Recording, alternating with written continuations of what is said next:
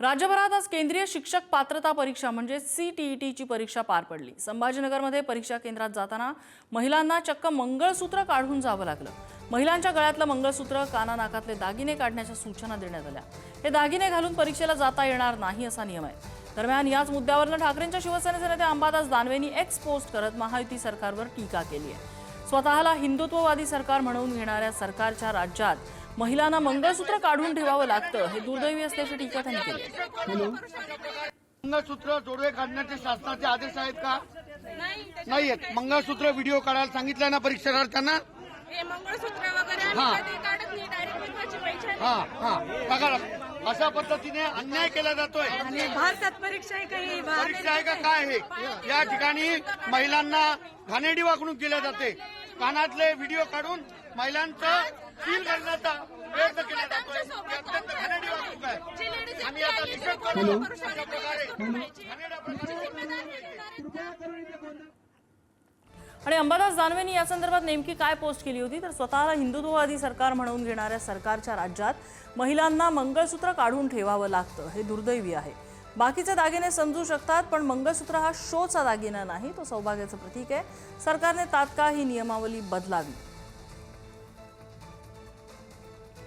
केंद्रावर महिलांबाबत घडत्या प्रकाराचा विजय वडेट्टीवारांनी निषेध केलेला आहे। महिलांना परीक्षेदरम्यान वंचित ठेवणाऱ्या अधिकाऱ्याला जोड्यानं मारलं पाहिजे असं विजय वडेट्टीवार म्हणाले। तर घडलेल्या प्रकरणाची चौकशी होईल असं आश्वासन मुख्यमंत्री फडणवीसांनी दिलं आहे।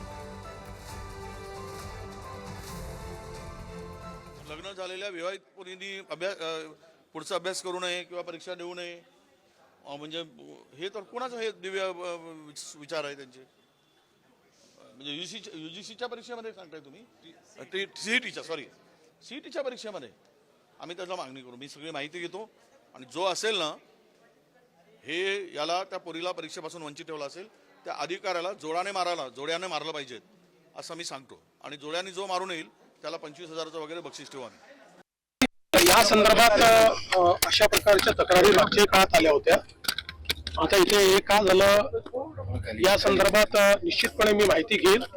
पण मागच्या वेळी ज्यावेळेस अशा प्रकारचा विषय झाला होता त्यावेळेस परीक्षा कंडक्ट करणाऱ्यांनी सांगितलं होतं की अनेक अशा प्रकारचे अनुभव त्यांना आले की वेगवेगळ्या गोष्टींमध्ये काही इक्विपमेंट लपवले जातात आणि त्यातनं चिटिंग केलं जातं।